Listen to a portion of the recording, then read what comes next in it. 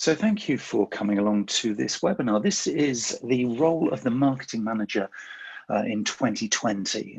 As we do with these webinars, whether you're watching on catch up or you're watching this live right here, right now, there is an opportunity to obviously ask any questions at the end of the session. We'll do a Q&A as we always do. So if you're watching live, you'll be able to ask any questions using the chat facility. If you're watching this on catch up or listening to it on the podcast, then send me a direct message or comment in the thread below, and we'll hopefully get around to answering your question as soon as we can. So the role of the marketing manager in 2020 is one of these things which I think probably is quite a burning topic right now. I think for a lot of us working in marketing, there is an opportunity to really start to almost sort of pull away from the scenarios and the situations and the challenges that we've had sort of in recent years, and really kind of extend the opportunities that we have available to us, and really kind of optimize the things that have been presenting to us by really getting a real grasp and sort of focus on the things that businesses and organizations are looking for from us in this role of marketing manager. Now, it's interesting, actually, when we use the term marketing manager, I mean, in lots of ways, we could actually call this marketing leader, because the role of managing now seems to be becoming less and less relevant, I think, in this world that we're sort of creating commercially, also in not-for-profits and in the public sector. It is much more about leadership. It's much more about being a marketing leader in 2020 than it is. But I'm calling this the role of the marketing manager because for a lot of you, either if you are already in a marketing manager role, that will obviously resonate, but also if you're a marketing executive or marketing assistant and looking to move into more of a managerial leadership kind of role in the future, then it's also very useful, of course, to understand the context of this. Now, this particular webinar came around thanks to Catherine Belcher, who is one of the apprentices on this particular program, and she came up with this whole idea about sort of thinking about career development and looking kind of forward. So when we were talking, we decided this would be actually quite a useful topic to be covering. And as I started to think about kind of answering this question of, you know, the role of the marketing manager, looking forward into 2020 and beyond, it became really, really obvious to me very, very quickly that there were two kind of key themes that successful marketing managers or marketing leaders possess and kind of really focus on, almost to the point of obsession. I mean, the really, really good marketing managers, you know, either do this kind of innately because it's in their DNA, or they really focus on developing skills in two very, very specific areas. And this webinar or this podcast, if you're listening to this, is going to look at these areas in a little bit of detail so that you can start to kind of figure out for yourself what resonates and what's really going to be important for you. Now, one of the areas here that we're looking at is about creating and developing some very specific technical skills. So these are skills, and I'll cover each of these, the ones that I think are the most important moving into 2020, the technical skills that are required of you in this kind of a role. And these are the things that your organization is looking to gain from you in terms of the value that you provide. And then there's also a range of different skills which are very much more at a personal level. And these are very much kind of behavioral skills and experience and knowledge and behaviors that you will exhibit if you're a successful marketing manager moving forward into the future. So the role of the marketing manager is very much one that is changing. It's very much one that is kind of evolving and moving forward. And it's something that we need to really sort of get a grasp on, this kind of balance between technical skills and personal skills. So the first area that I really want to sort of be covering with you is this whole idea of technical skills being leading by evidence. I'm going to move away from this kind of management style, if you like, or this management perspective of being like, you know, the marketing boss. That is very much old school marketing style. The marketer of the future is going to be a marketing leader who exhibits technical skills leading by evidence. In other words, they are using the skills that they have to lead by the capturing and the creation of evidence in everything that they do. So what do we mean by that? Well, this is going to be a whole range of different sort of evidence-based skills that will be exhibited by a successful marketing manager. So one of the things that we're going to sort of start with here is this whole idea of evidence based around data analysis. So if you're the kind of marketing leader or the kind of marketing manager who thinks that it's all about being creative, coming up with the latest, really well executed campaign that just looks, sounds and feels great and just gives you that lovely motivational thing. So you're great at point of sale, you're great at creating catalogs and brochures, your website looks amazing, your social media is getting loads and loads of traction, and you think you're doing a good job. You're really only scratching the surface of what's possible. So one of the technical behaviors that you really need to be sort of focusing in on, really honing in on, is an obsession with data analysis. In other words, out of all of those things that you do, you need to be very mindful, very aware of the data that all of those things is creating. And by data, we're looking at this objectively. So we're looking at the numbers, the financials, the reporting back of the stuff that's really relevant to your organization. At the same time as balancing that with some of the more subjective data analysis. We talk a lot in marketing about sentiment, that kind of negative, neutral and positive thing in terms of engagement, in terms of customer feedback, in terms of stakeholder relationships. And so the analysis of all of those kinds of things, so that you have this technical evidence, you have this data-driven evidence whenever you're talking to your colleagues, whenever you're talking to, as a marketing manager or marketing leader, to your team, whenever you're projecting this out towards stakeholders who have a vested interest in how your marketing is performing, you need to have a very clear view as to how you analyze, how you collect, and how you interpret the data that is being created both digitally and also traditionally within your organization. So to just say, oh, that's somebody else's job, or oh, it's a little bit technical, I don't really understand that, looking forward into 2020 is simply not good enough. As marketers, we need to have a really strong grasp on data analysis. It's one of those key skills from a technical perspective that really positions us strongly. And it isn't then actually about reporting that data back to the organization or back to key stakeholders. It's about reporting intelligence. So the most successful marketing managers moving into 2020 are those who take the time to reflect, take the time to think about what the data is telling them. So I love this phrase, and if you listen to any of my sort of webinars or podcasts before, you'll know I talk a lot about turning information into intelligence. So successful marketing managers, from a technical perspective, are not reporting back numbers and data. They're collecting, analyzing, aggregating and interpreting that data and reporting it back to the organization in the form of intelligence. In other words, what does this data mean to us as an organization, and how can we respond to it? How can we reduce the risks of getting it wrong and spending lots of time, energy and money in an inappropriate way? But what else can we do with this data in terms of maximizing the opportunities that it presents to us, scaling up, entering new markets, doing more effective campaigns, introducing new products and services that the data is telling us are available to us as opportunities. So really successful marketing managers focus on that. They don't report data, they don't report numbers, they report intelligence. Because of course, as a consumer of that information or that intelligence, it's far easier to consume it in a language when it's translated into a form that's relevant to you. So if somebody just hits you with this wall of numbers or this wall of words, and you're sat there thinking, I don't really understand this. You're talking in marketing speak to me. You're presenting me all these numbers, and then you expect me to be able to convert that into something that's meaningful. Well, obviously that's quite lazy marketing. So, really effective marketing happens when that data is then turned into intelligence. So another technical skill, which is really important. The marketing manager, successful marketing manager of 2020, is also one who really understands from that intelligence what is valuable to stakeholders.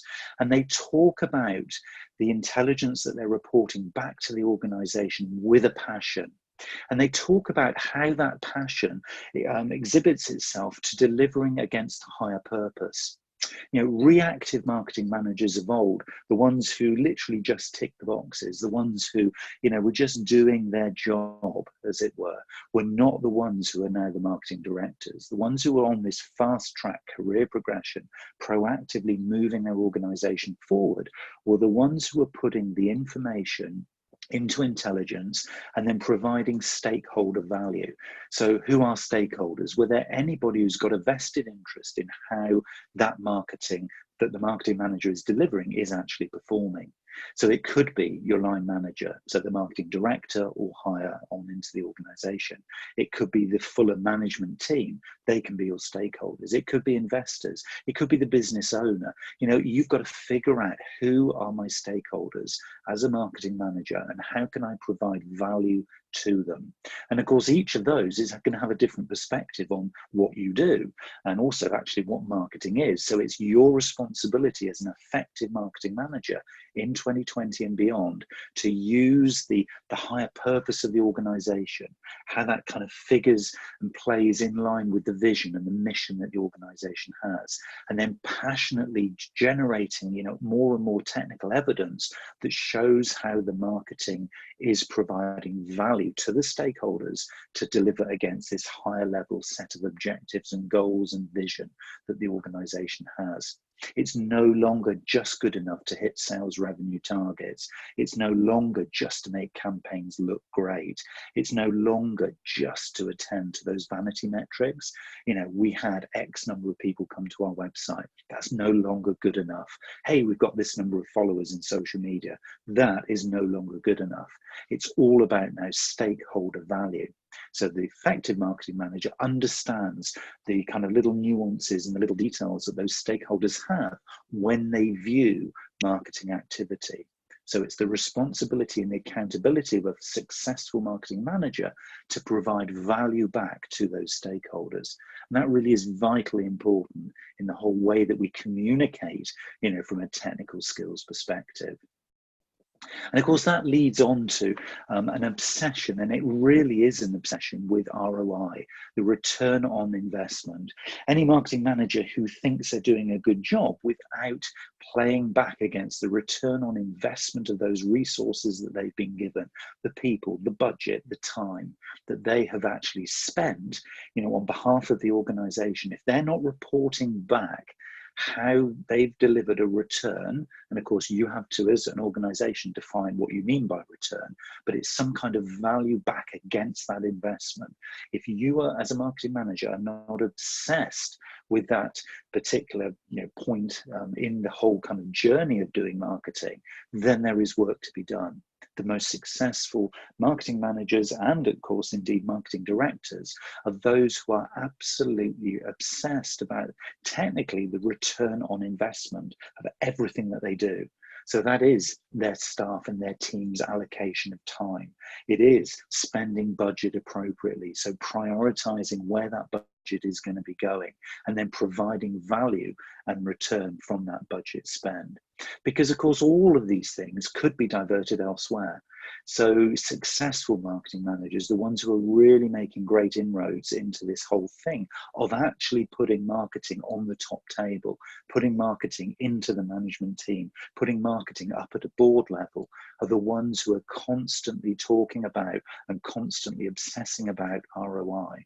If you're not, and you think it is about still colouring in, making things look great, responsibility for the website and social media, then you are literally, as we say, scratching the surface of the value that you could be adding. Now, of course, as you start to think about, career development, moving into a managerial or leadership role in marketing, this in itself can be a great place to start. Because if you're starting to add value already in terms of feeding ROI in from the activities that you are maybe doing at a more tactical level, you're starting to create some really great habits. And of course, this is about habit formation from a technical sense. And of course, it's also about sort of the integration of kind of everything that we do. It's very much about integrating with other parts of the organization. So successful marketing managers and marketing leaders going forward are those who really understand all of the touch points in the organization that can both help them how they're actually performing from a technical and sort of data-driven ROI value to stakeholders perspective. And of course, one of the key touch points here is with a sales force. So if you're in a commercial organization, that link between marketing and sales can be the make or break of how effective your marketing performance comes out in the end. So actually forging relationships with sales management, with a sales director, with the sales team themselves can provide this lovely two-way flow of content and information. So you feel as though you're supporting sales. They feel as though they're supporting you. They're providing customer feedback and requirements from the marketplace because, of course, they're out there doing what they do. So they have this lovely opportunity to be really listening to the market and feeding constantly information back. And at the same time, you know where the priorities are. Maybe you're focusing on a particular sector because you're trying to grow it. Maybe you're looking to break into a new market with a new product or service. And so your sales force are getting targeted in that area. Well, then it's about alignment of that sales activity with the marketing focus that you do. No point in doing a campaign that's pointing in an easterly direction if your sales force are pointing in a westerly direction. So constantly integrating your activities, having regular meetings, regular updates, and of course, ultimately, the ideal scenario here is that you're focused on collective goals. So you're delivering to the same goals because then you're going to start talking the same language, you're going to start prioritizing the same way, and you start emphasizing and focusing all of your day-to-day activities in a consistent direction. And of course, the role of the marketing leader, the marketing manager, is to facilitate those discussions and those engagements. Sales constantly are going to be focused on delivering against targets. It's marketing's responsibility to be supporting that at the same time as growing, the awareness in a particular market, seeing the length of that customer journey and kind of facilitating all of those kinds of relationships, measuring the outcomes and the outputs in line with a sales team. So it's vitally important that the successful marketing leader, creates an environment into which they can integrate with not only sales, but customer support, production, delivery, logistics, operations, HR, finance, all of the other parts of the organization. But often starting in a commercial sense with the sales force is often a very good place to begin. So as we can see, leading by evidence from a technical perspective that you're adding value, leading by evidence from the ROI perspective, leading by evidence from this reporting of intelligence back into the organization. It's not just about information and numbers, it's about leading to maximize and optimize the opportunities that are being presented to you at the same time as minimizing risk of kind of wastage of the resources you have available. So from a technical perspective, there's a lot going on. There's a lot of stuff to be juggling. So the most successful marketing managers are those who create in their calendars and diaries reflection time. They're not just constantly delivering.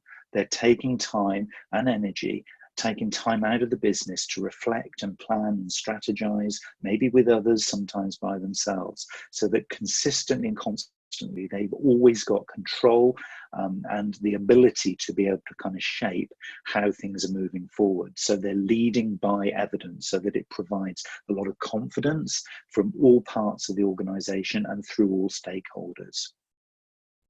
Now, of course, with confidence comes some kind of sort of behavior. A lot of the stuff that we've been talking about there from a technical perspective has to actually be demonstrated through the behaviors that the most successful marketing managers are actually exhibiting. So here, if we're leading by evidence from a technical perspective, here when we look at the development of very specific personal skills, we're talking about leading by example. So this isn't about, sort of specific kind of behavioral traits. There are lots of different ways you can be a much successful marketing manager or marketing leader. This is much more about the consistency of your behavior. so that it inspires confidence in people. You know, you might not be the kind of marketing manager who's, you know, waving the flag and, you know, totally extroverted and doing the big team thing. You might be a little more quiet, introverted and reflective in your style. Consequently, you know, you might be very much coming from another role, so you have a different perspective on marketing management. It doesn't really matter which angle you're coming from or what your preferences are. Leading by example, by confident delivery of a consistent behavior set is the way to move this thing forward. And of course, a lot of that comes from the way that we present and influence others. So this can apply obviously at a personal level, so on a one-to-one basis when you're talking to either your team or your line manager or others in the organization. But it can also come, and often we see this from a marketing management perspective, often come when you are standing up in front of a larger audience. So you might be presenting to the whole organization. You might be presenting to a room full of customers. You might be presenting to your resellers in your distribution channels if you're a commercial organization selling product and service. You might even be talking at an industry event because, you know, because of the brand that you have, it's got so much credibility that everybody in the industry wants to listen to you.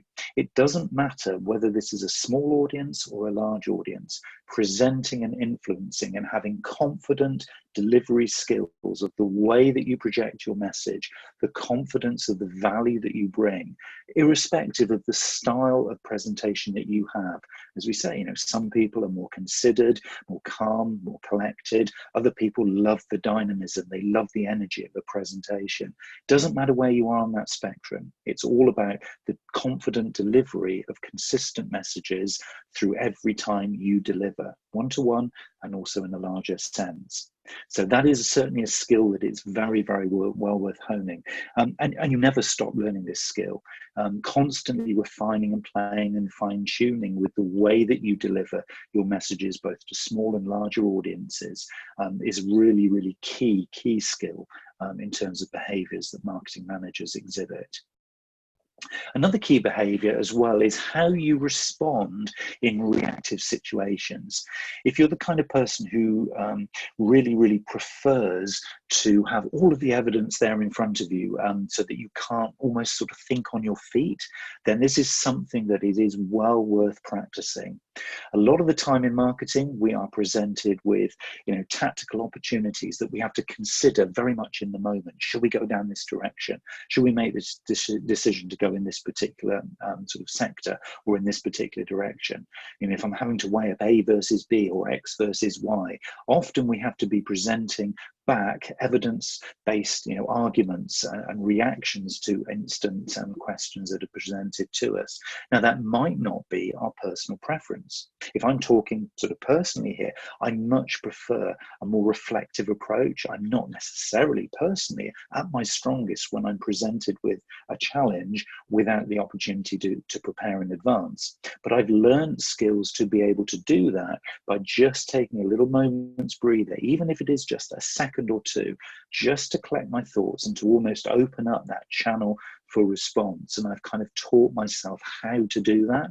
So even if some of these things are not your preferred behaviors, they are behaviors of successful marketing managers.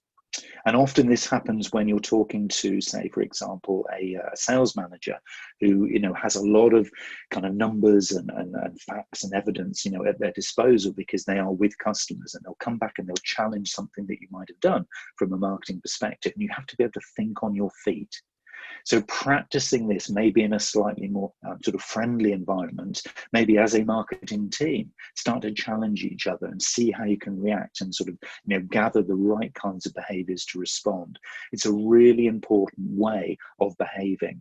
So what we're doing here is we're kind of almost moving beyond the choreographed or choreographed sort of behaviors of, you know, pre-planned, well-trained, well-rehearsed behaviors. We're looking here to be able to respond almost in real time if challenged.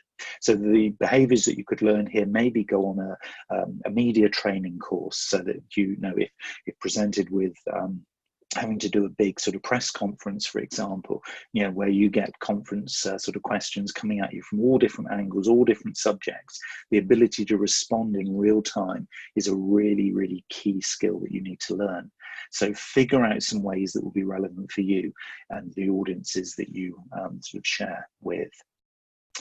And of course, that leads us on to sort of another thing, which is very much, it is about listening. And even if you're doing this in real time, even if you're feeling like you have to respond very quickly to an answer, or to give an answer very, very quickly to a question, it is very much the marketing manager's role to very much be listening as much as they are promoting. I think a lot of people, and particularly those outside of marketing, just assume that the marketing role is very much one that is all about, outward delivery of things.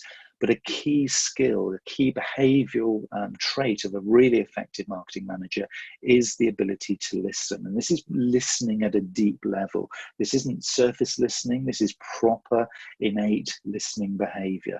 In other words, it's listening without distraction. It's not being, hey, I'm on my phone, I'm answering this email whilst I've got one ear to answering the question that you're asking me. This is complete and utter focus on the questions that are being presented to you. And of course, if you have that one train of thought, that one track that you're focused on, it's far better to come back with a quality answer. Now, of course, this isn't rocket science, but so few of us have practiced these behaviors. And the most successful marketing managers, those ones who are going to be moving into more senior directorship kind of roles in the future, are those who have really honed the skill of listening. Because with the skill of listening comes the opportunity to then translate your answer in a language or in a style or in a tone of voice that's meaningful for the person who's asked you that question. Because if you just replay it from your perspective, you're not necessarily giving them the value that they've asked for.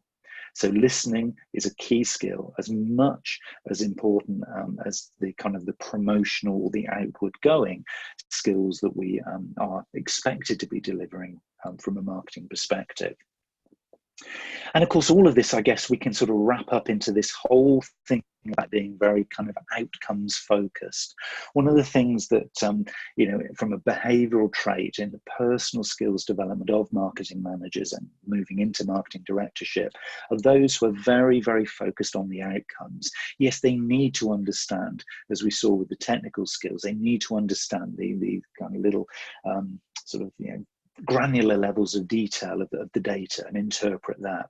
But it's not to get then too caught up in that level of detail. What they're able to also do is to step up and away from what they're doing on a day-to-day basis and be focused on that bigger picture. So we can call it, the umbrella view, the helicopter view. It is all about actually looking at the likely outcomes, forecasting forward how things are going to play out, looking at the likelihood of a trend manifesting in the future. And it's very much about looking at possible outcomes, and almost to the point where you can say, look, if we actually project forward, we look at that outcome and then maybe reverse engineer all of our activities from that distant point. Does that also give us the more likelihood that we will actually achieve those outcomes at the end of the activity that we're doing? And the answer probably is yes. So rather than just getting caught up in the day-to-day, and of course, as marketing executives, marketing assistants, that is almost an expected tactical thing that we do. Can you please just deliver this? Can you please just do that? Is often, very much the sort of the flavor of that kind of a role. But the marketing manager's role is very much to be looking at that and taking an overview, very much on how will this thing play out. So if as an executive or assistant, you can just take a few moments out of that day-to-day role, remember it's the ROI, remember it's the value add, remember it's all those different stakeholders, and start to look at the likely outcomes and provide intelligence and provide behaviors that support a positive outcome at the end of that journey or the end of that campaign or the end of that launch, then I think you're going to be in a much better position to really figure out what are the most appropriate personal skills and behaviors to be presenting forward to the business. And of course, that also gets wrapped up into be doing this in a way that doesn't almost become a formula. I mean, if you were to take all the things that I'm covering here and say, okay, I'll tick that box and I'll tick this box and I'll move out of my comfort zone and I'll do it like this, you might find that actually what you're doing is you're kind of stretching yourself beyond a point that's comfortable. Now, to one hand, that is actually a real positive thing, because we can only grow if we start to move ourselves gradually and consistently outside of that comfort zone. So challenging ourselves on a day-to-day basis, maybe things that in the past we would have said no to, maybe just giving an opportunity to say yes to see how it turns out, to see how things sort of play out. And if they're new things to us, new skills that we can practice, that's a great thing. But of course, all of that needs to be done authentically. It needs to be done in a way that actually we're going to enjoy. There's no point in stretching this move from a marketing sort of junior kind of role up to a marketing senior kind of role if it's pushing us beyond us being authentic individuals. One, because we're not going to enjoy it. And two, really importantly, all of the stakeholders are going to see through this. So part of the kind of personal development here in terms of the skills of a marketing manager is to think about your own personal brand. Actually, how do you convey who you are as a person? Okay, there's those technical skills that we have to exhibit in that kind of a role, but there's also these behaviors. You know, do I feel comfortable moving into a role? Can I shape a role that actually, you know, does reflect who I am? And actually really understanding who you are as a person, and maybe some of the things that are outside of the kind of day-to-day job that you think, actually, these are valuable things that I can bring in.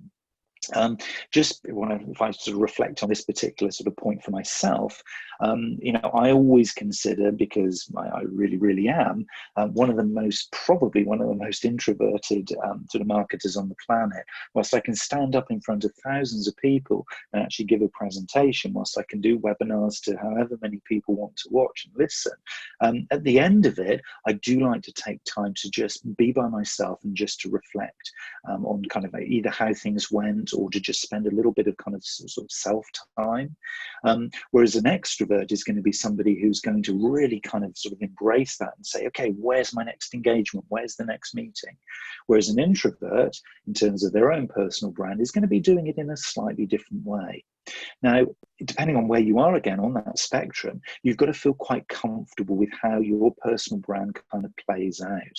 There is no point in trying to force yourself here to be somebody or something you're not. But what you can do, as I've proven to myself, is you can be, you know, a successful and happy marketing person, even though you don't necessarily exhibit the same kinds of behaviors that the average kind of marketer might do. So as an introvert, I've seen that play out sort of in my own career. So I know that can be done. But what I've needed to do is kind of figure out, well, what are the values that I bring as an introverted person into this kind of marketing role? Well, one of the big things is about listening. So I do sort of consider myself probably a better listener than I am actual speaker. Am I an ideas and creative person? Not really, but I am very much an alchemist. So I can see people bringing 2 or 3 ideas together, and I can just innately see the end result if we combine these things in a certain way. So whilst I might not be the person who comes up with the original ideas, I'm certainly the person who can make original ideas into something that actually works.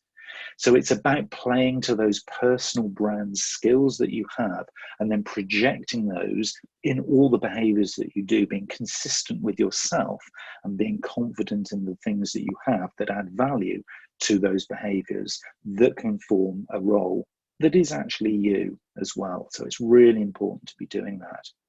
And then as you project your personal brand, which you could also say is actually your reputation, you're actually creating a personal brand, i.e. the you that the world sees, both digitally, but also face-to-face and in presentations and in the workplace.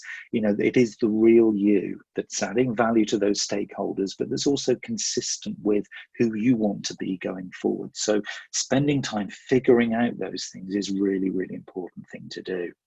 And of course, what that does allow you to do then is to lead by example. So you're not trying to necessarily fix things that you're not strong at, because you can bring somebody else in to do those things. What you're doing is you're optimizing the value that you add. And the most successful marketers right here, right now, and going into 2020, are those who lead by the example of really positive, really sort of forward thinking, really sort of technically competent behaviors that address the values that they know they can bring to the party. So they're not trying to be something they're not. They're just confidently doing every day the things that they know they're good at to the best of their abilities. And people will gravitate to that.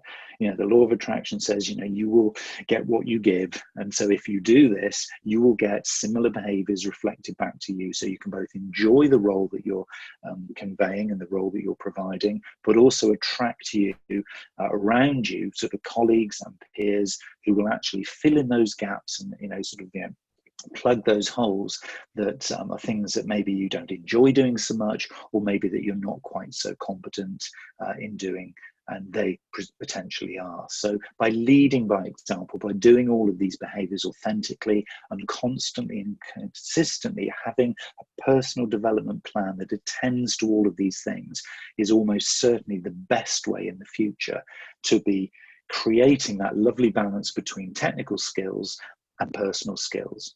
Because for a lot of us, that it is that balance that allows us then to lead by evidence and lead by example.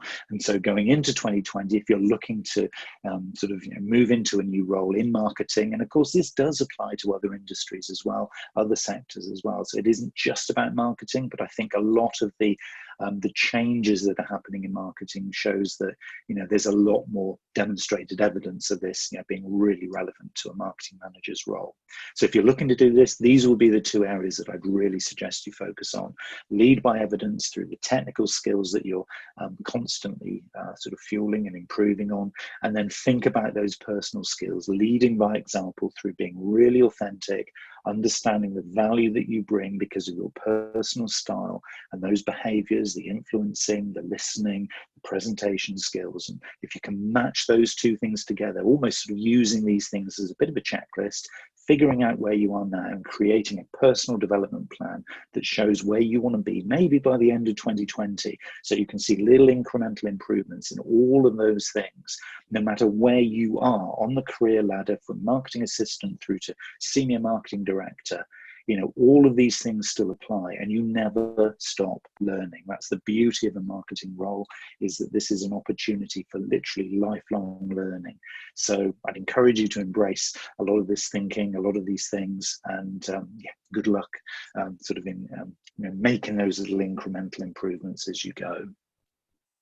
So I'd like to kind of open this up to some questions, and I've noticed that there's a few questions that have come through already, so I'll sort of get onto these, and hopefully these will provide a little bit more sort of detail in this Q&A in terms of, you know, the practicality of doing some of this stuff.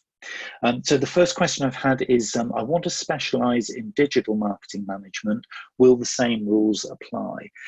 Love that question. Yeah, absolutely. I don't think this is anything different from a more sort of generic marketing role. You could say that this is a market research thing. This could be in product development, it could be in internal communications. I think all of these things are really, really super important. It is all about evidence base, you know, no matter what role you're doing in marketing.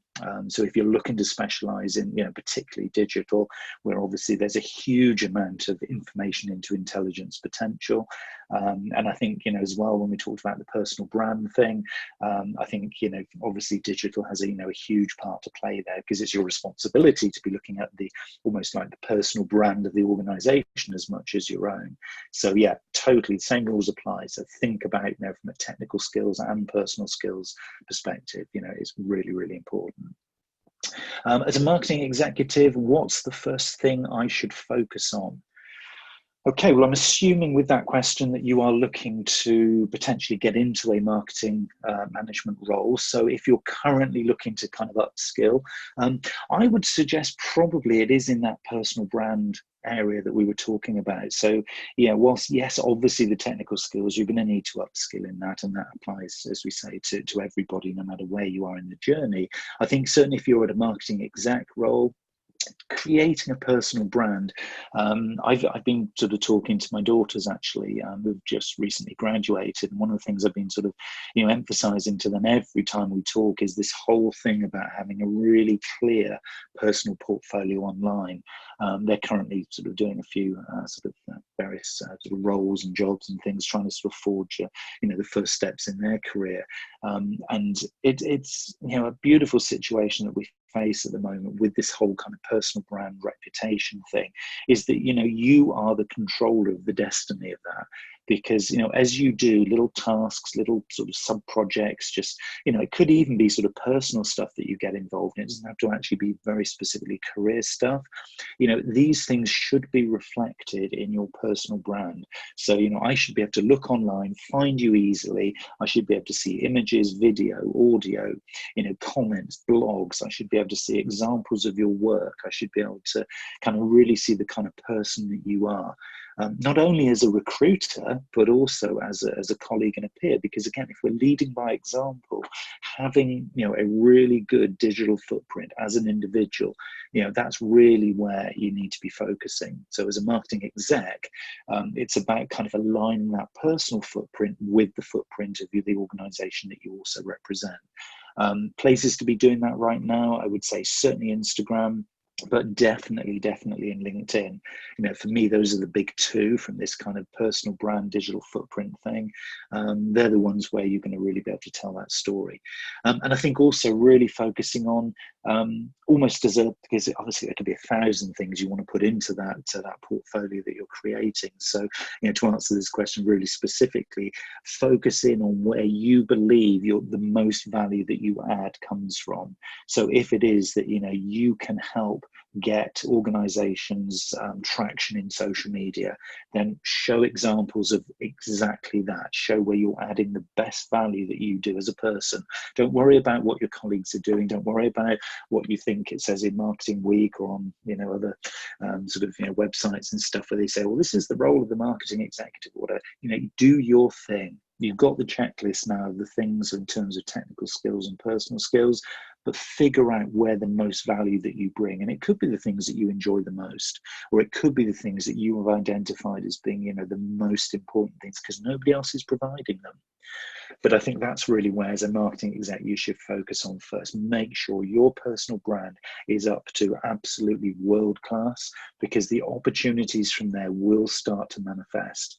If you haven't done that, you haven't got that, you're not even in the game. So yeah, as a marketing exec, that's where you need to start. Next question was, how would I remember to do all of this? Well, that's an interesting one, actually, because, yeah, there's quite a few things, and we've got about a dozen things that I've suggested here. And I think, you know, certainly thinking about those things step by step, maybe taking a little bit of time out over an evening or weekend, just go for a walk or go to the beach or something, just kind of think about where you are right now with this stuff. But I think in terms of remembering it, it's about kind of building and then starting to practice some daily habits with this. You know, it's all very well doing planning, and I've seen over my career lots of organizations who kind of do that one hit of planning, and then they sort of get back to doing what they've always done, and they certainly forget they've got a plan. I mean, this is your personal plan. This is your personal development approach as a marketer.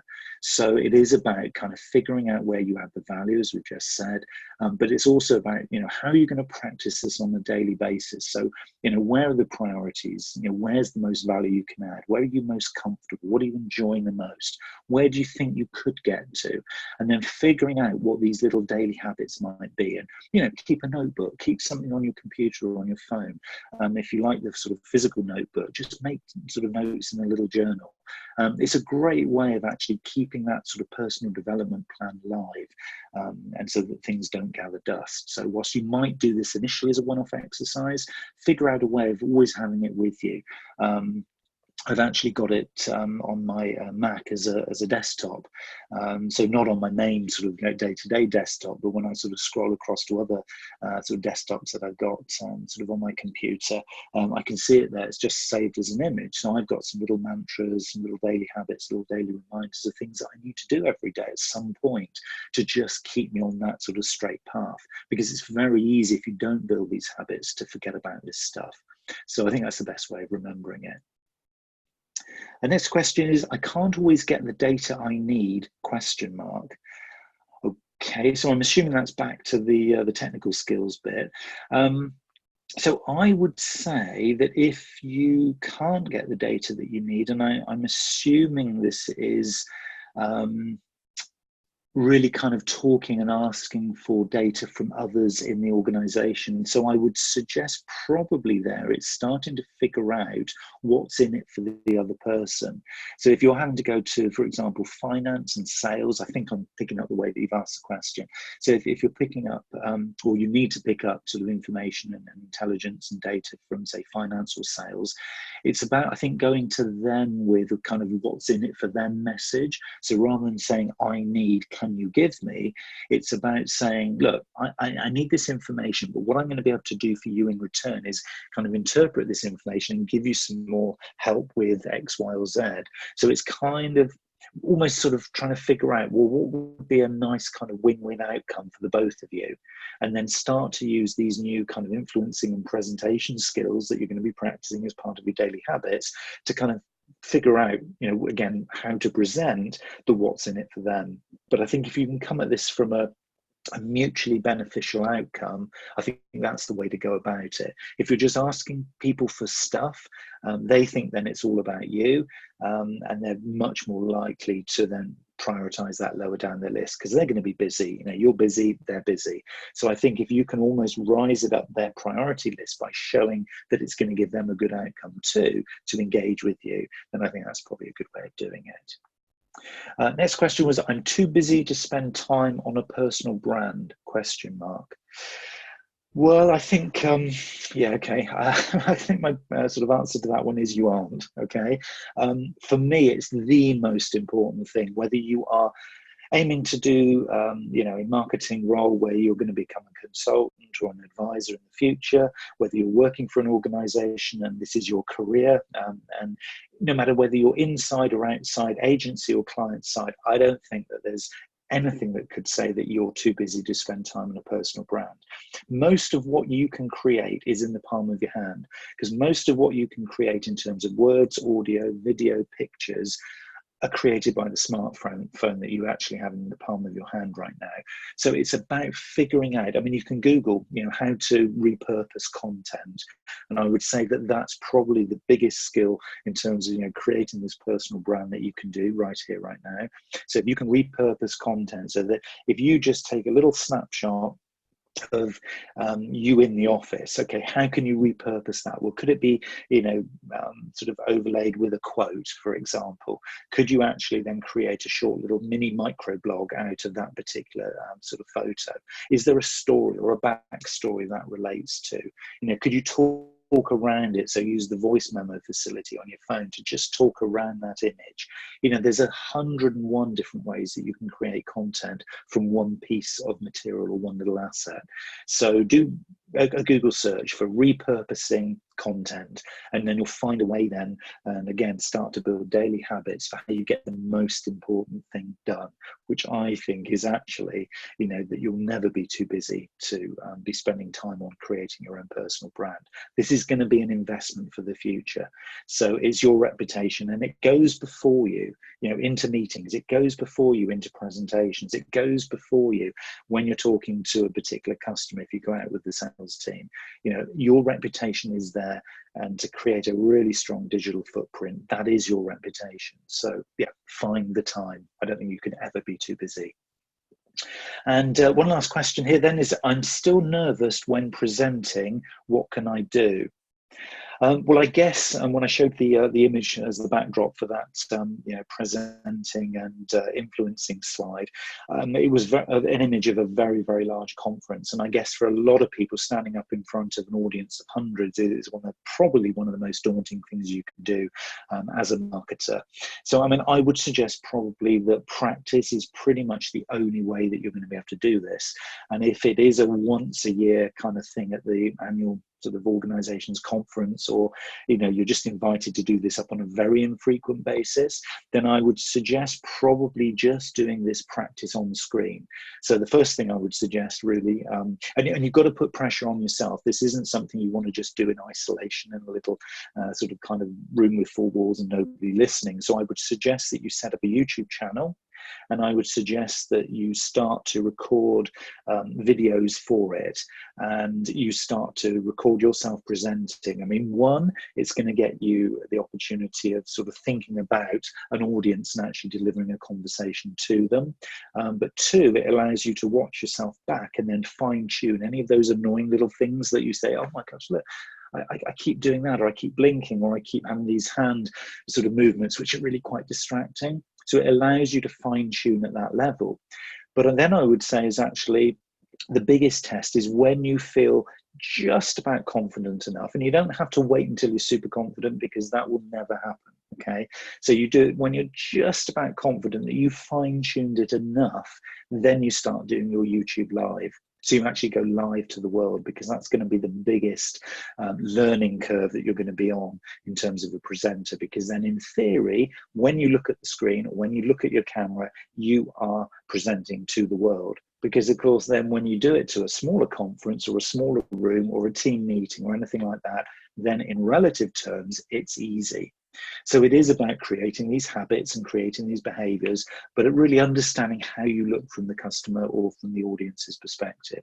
So yeah, I get it. You know, we've all been there, nervous when presenting, but I think the more you can practice this, do it gently to start with and get to know how you look and sound, and then start to really push the boundaries, get it up to the point of doing, doing a live broadcast or a live presentation. It doesn't really matter if there aren't too many people watching. That's not the point. It's the fact you're doing it live to the internet.